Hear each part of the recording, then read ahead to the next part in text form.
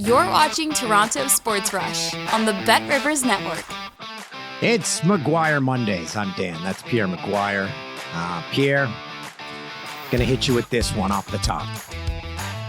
What are we, a quarter into the season? Not is yet. That where we're? Not yet. Like around 10 to 12 games for most teams. 10 to 12 games. Biggest surprise. I want you, not a couple, biggest surprise for you so far, 10 to 12 games in. The Minnesota Wild, how well they're playing. And obviously that's the last game that the Toronto Maple Leafs played against, Dan. But the Minnesota Wild have gotten all kinds of great play, whether it's from Philip Gustafsson in goal, who's got the number one goals against in the National Hockey League right now, the number 3 save percentage.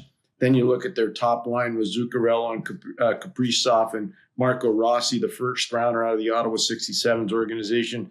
It's just been stupendous to watch the work that John Hines has done there as a coach, the way the players have responded. And a lot of people thought this would be a non-playoff year for Minnesota. It could still be that way, but right now it doesn't look it. It looks like they're going to be a playoff team. Okay, so you mentioned their goals against, and whenever I think of images of the Wild, I think boring hockey. I haven't watched much Minnesota Wild hockey. Is it a boring brand of hockey? No, it's not at all. They've got a brilliant young defenseman in Brock Faber who's really good defensively and also offensively. Watch the play that Jared Spurgeon makes in overtime against Toronto. Just a spectacular back check, and then it's fast flowing to Matt Boldy, who goes up the ice and scores on a beautiful play. They're a fun team to watch. They've got physicality, they've got quickness, they've got athleticism. They've got Marc-Andre Fleury still as a backup. Dan, they're a fun team to watch. They really are. Since they made so many rule changes, I think it's kind of difficult to play really boring hockey now in the NHL, isn't it? One of the biggest things that happened was taking the red line out, Dan, and having zero tolerance and obstruction. Because of that, people can't set up the 1-2-2 trap as much. You can stretch people out. And one of the stats that doesn't lie, and I don't have the exact numbers, the amount of teams that come from behind to win games. If you go back to 2004 in the Stanley Cup final, Calgary versus Tampa before the rules changed, if you scored the first goal in any one of those 7 games, Dan, you won the game. There was never one lead change in the Stanley Cup final. You go to the next year, obviously we have the nuclear winter. You go to 2006, Carolina wins. The one college coach in the league that understood playing without the red line, Peter Laviolette. He played at Westfield State. His team won because he understood how to play without the red line. And I think more and more teams have caught up to that. And that's why we're seeing lots of goals, lots of action, lots of pace, and lots of fun. The Toronto Maple Leafs didn't have a fun weekend. Their head coach, I'm sure, not happy about losing to his old team. Mm-hmm. And then you could say the game against the Wild and a back-to-back was a trap game in which if you won, it would have been a miracle. But the Leafs lose both. Let's start with the Blues. That's got to really irk Berube. Well, if you look at, they've played them twice now, Dan. They've been outscored 9-3, Toronto. They lost at home 5-1, and they lost 4-2 in St. Louis on Saturday. So I'm sure that Coach Berube's not particularly pleased. One of the things that I think they've got to really look at is their end zone coverage. This is a team that's got huge offensive moxie.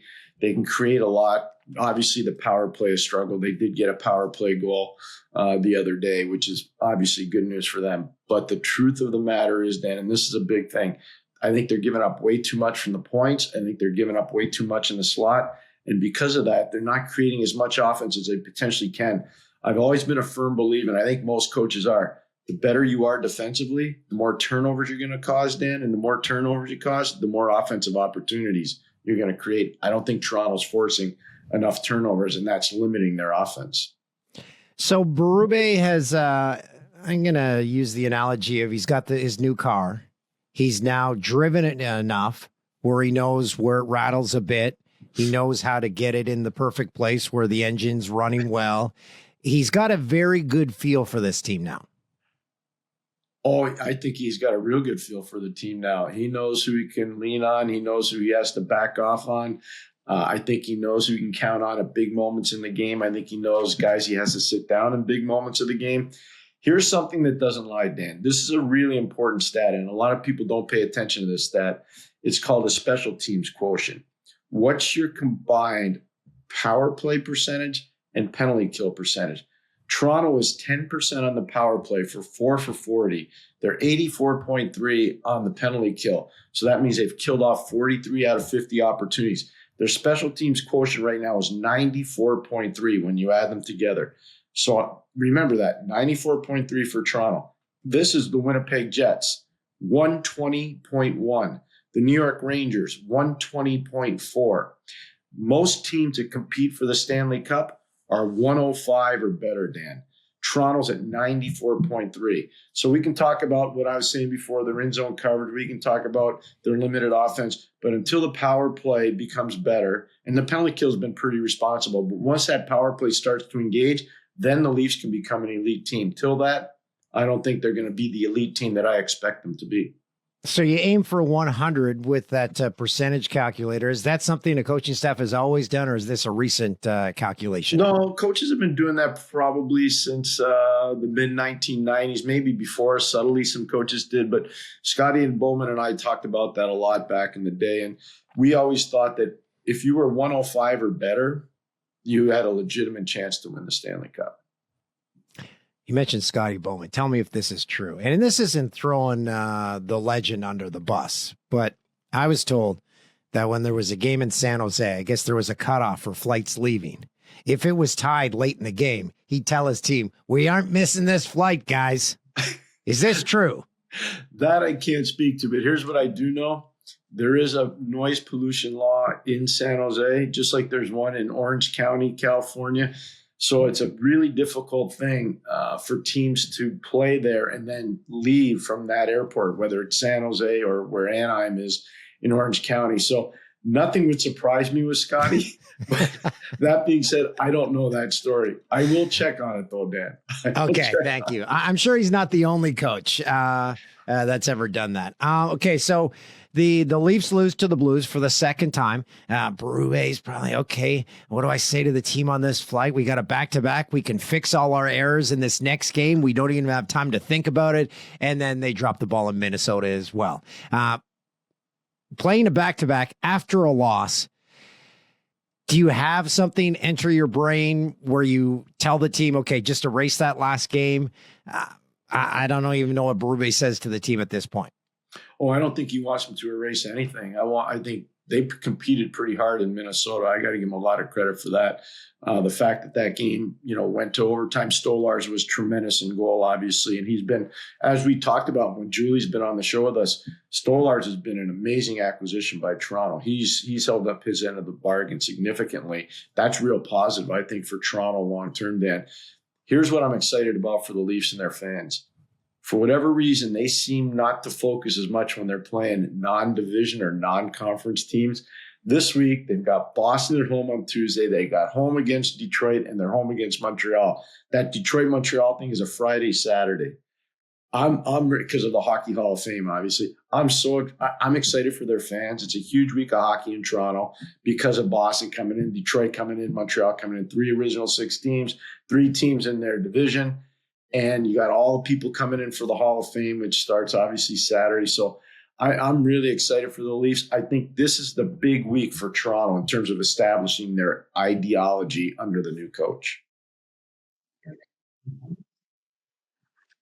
They're playing for their coach's job. They are. There's no question. Now, to be fair, they went into Philadelphia, and I thought they played a great game in Philadelphia. Talking about Boston, they went in a shutout. I watched their entire game yesterday against Seattle. They were really good to start the game. They were okay in the second. They were not nearly as good in the third. A couple posts and crossbars for Seattle. That could have changed the outcome of that game. Seattle eventually loses. They've lost 3 in a row now. But for Boston, they are starting to find their identity, Dan. I think it's a great point that you just raised. They are playing for their coach. And if they don't get going, they probably will have a different coach. But I think they respect and like Jimmy Montgomery. And that's why I think the last 2 games you've seen this team really respond. What gets you a longer leash? And I think I already know the answer as a head coach in the NHL. Joining a new team or winning a Jack Adams trophy? Well, I think the longer leash comes from winning a Jack Adams trophy. There are not too many guys that win those. You can go to a new team, and eventually you can ask Claude Julien. He goes to the New Jersey Devils, a new team, and it didn't take long for him to lose his job. I don't think owners or GMs are really particularly worried about firing a new guy if they don't think he can do the job. I do think that when you get somebody that's got some, obviously gravitas like Jimmy Montgomery does, I think that's probably wise to keep him. They've got some issues to still work out. I don't think they're deep enough down the middle. I don't think they're making real good decisions on the back end, especially with their depth defensemen. But that being said, Boston's starting to wake up. The Florida Panthers are a team in which they are not a model franchise, but they're a consistent team in which to base your own identity off of. It must get annoying for teams to watch these guys. How do they keep doing it? You talk about coaches. Paul Maurice has done a fantastic job there with his staff. That's number one. Number two, they get elite goaltending. Number three, they lose players like Brandon Montour, and then guys like Gustav Forsling just take it up another notch. Aaron Ekblad takes it up another notch. But to me, it comes down to you get a Sammy Reinhart in a trade. You get a Matthew Tkachuk in a trade. Those are tremendous moves. Those are not easy to replicate, those kinds of moves. And it makes a huge difference. You look at what Sammy's been able to do since he's gone to Florida. You look at what Matthew's done since he's gone down to Florida. You obviously Sasha Barkov when he's healthy. They've won 5 games in a row now. And they just went over to Finland and beat a real good Dallas Stars team twice with a lot of Finnish content on that Dallas Stars team too. So those are kind of like home games for them.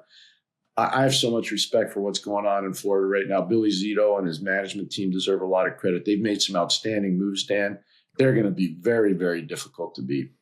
You mentioned that game in Finland, and we talked to EJ Radic last week. He was there to cover the game. If I didn't talk to him in Finland, I would never have known there was a game going on in Finland. Is this a marketing problem? Is this a Dan problem? Whenever there's a game played in Europe, it's like it's a secret to me. Am I just not reading the right paper? No, I think you're onto something, Dan. And I think the National Hockey League does a lot of things right. I really do. And I think with Marty Walsh being in the head of the PA seat now, I think he's going to make a big difference for the league as well. I think there's going to be a massive spirit of cooperation between the league and the PA in terms of marketing players, marketing teams, marketing the league. So that's really positive. Here's what I would do. I would study what the NFL does with their European games. Think about all the European content that goes plays football in London, goes play football in Germany. They go play football down in Brazil. Like you think about it, everybody watches those games and they start at different times, but everybody watches. I would be stealing stuff from the NFL and how they go about marketing their brand, especially when they're in non-traditional countries or cities. Well, every league in North America looks at the NFL and just drools thinking, I wish we had that. A captive audience, 3 days. How many? We got Thursday, Sunday. Yeah, 3 days a week. And there's no other league like it. It's unbelievable. It truly is. I wrote my thesis on that, my baccalaureate thesis on professional football and its reflections on American society. So everything you're talking about, Dan, I completely agree with. You're spot on the mark. They are a juggernaut. They're a behemoth. But I do think you can still take ideology from them, Dan. And I think that's one of the things, if I had a voice to Commissioner Bettman or to Bill Daly or somebody in the marketing, I'd say, let's try a little bit of what the NFL does when it comes to marketing or European content. And I kind of feel bad at times for the NHL because whatever they do, they can't appease the fan base. If they have every single team playing on one night, people are mad at the start times when they would love to just point to the NFL, say, guys, every team's playing on Sunday and there's only two start times essentially. Get off our back. It's a league in which no matter what they do, they seem to stub their toe. I think part of that is because of the passion of our fan base. I think hockey fans are the most passionate people about their properties, their teams. They cherish their teams. They cherish the logos that they cheer for. It really is a provincial sport. If you're a Maple Leafs fan, you are a Maple Leafs fan. If you're a Canadiens fan, you don't like the other guys. Whereas in football, you may not love the Green Bay Packers, but you're still going to watch them. You may not love the Dallas Cowboys, but you're still going to watch them. And you talked about it being a 3-night league, Thursday, Sunday, and Monday. You couldn't be more correct. But it's amazing how those national TV numbers keep going up, even though there are only 2 teams playing and there's over 30 teams in the league. It is amazing. Hockey was getting, I can say this, Dan, with full confidence, hockey was getting there when NBC had the contract for 16 years because they try to follow a football format. Things have changed a little bit because it's harder to find the games, especially in the States right now. Doesn't mean they're doing a bad job broadcasting. It just means it's more difficult for the fans to have a home to find, every Wednesday night I can go here. Every Saturday night I can go there. In Canada, it's a little bit more easy. It's not nearly as easy in the States. You should be in charge of marketing for like a fast food chain or something when we see an irate customer screaming at someone in a video that goes viral. And you could just say, no, that's just a passionate customer. Correct. See? Not a nut bar. Not a nut bar. But Dan, you're right. And here's the one thing I would say too. I don't think we've ever had better young players in the league as we have right now. You look at some of the young players in our league, it's just unbelievable. And I'm still counting Nathan McKinnon as a young guy, even though he's getting close to 30. I'm still counting on Connor McDavid being a young guy. I'm looking at Connor Bedard. I'm thinking down the road of all the great kids that are coming into the league.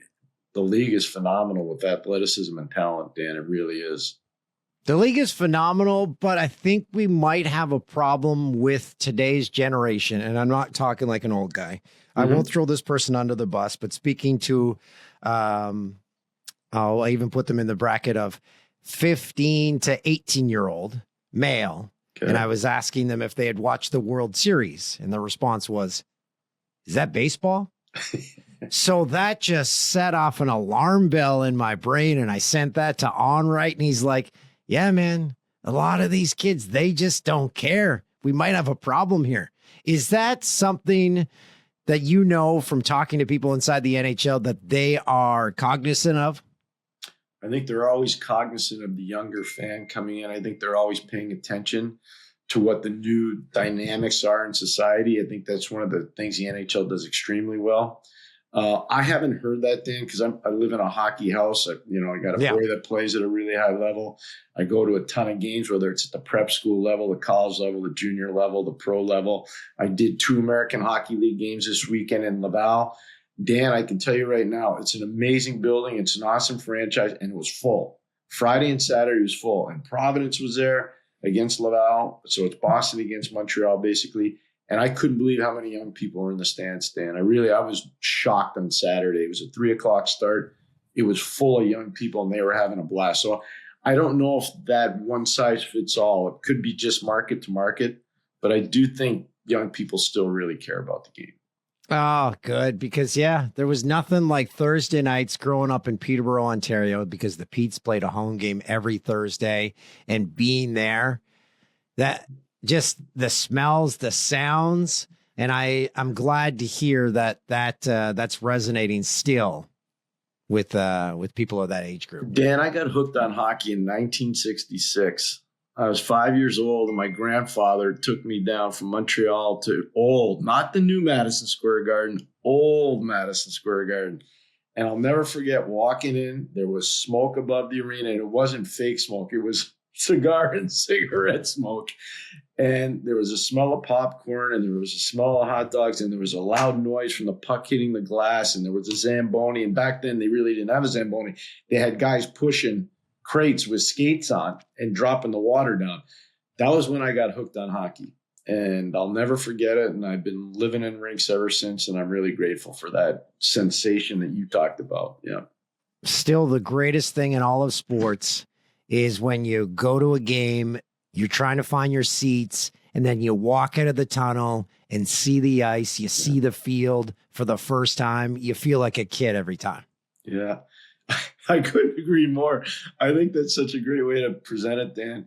Whether it's in Toronto, whether it's in Montreal, whether it's Boston, Chicago, the original 6 has a lure too, Dan. And it's way different than maybe some of the other buildings. But I'll tell you this. If you're a hockey fan, one trek everybody should make if they had the opportunity go watch a game in Vegas. Yes, I've been to a couple. You know what I mean, Dan? The presentation, the way people carry themselves, the passion of the fans, the way the team plays. It's an electrifying atmosphere. It really is. That's right. And you got to throw out your, these people don't know how they actually do pay attention to the game. And why can't we have fun? You don't have to sit on your hands. You can go there for entertainment because I don't know if people know this, but sports is entertainment. That's what it's all about. So sit back, enjoy it. I just wish they would dim the lights at like MSG at the Vegas game. It's too bright during the game in the crowd. That's my one critique. I've never sat in the stands. I was either between the benches or up in the press box. So the next time I go, I'm going to sit in the stands. And MSG is one of the few rinks who dims the lights on the crowds for basketball and hockey, and I love it. Well, it's an amazing venue, obviously. And I've had the good fortune of coaching a lot of games there and broadcasting a lot of games there. It really is a spectacular venue, MSG, no question. You're a spectacular person, Pierre. Thank you for joining us as always for McGuire Mondays. We're going to talk to you next week. Until then, have a fantastic week, buddy. Thank you, Dan. I really appreciate that. And all our viewers and listeners out there, have a great week as well. Enjoy the 3 original 6 teams coming into Toronto this week. It's going to be exciting. Thanks for watching Toronto Sports Rush on the Bet Rivers Network.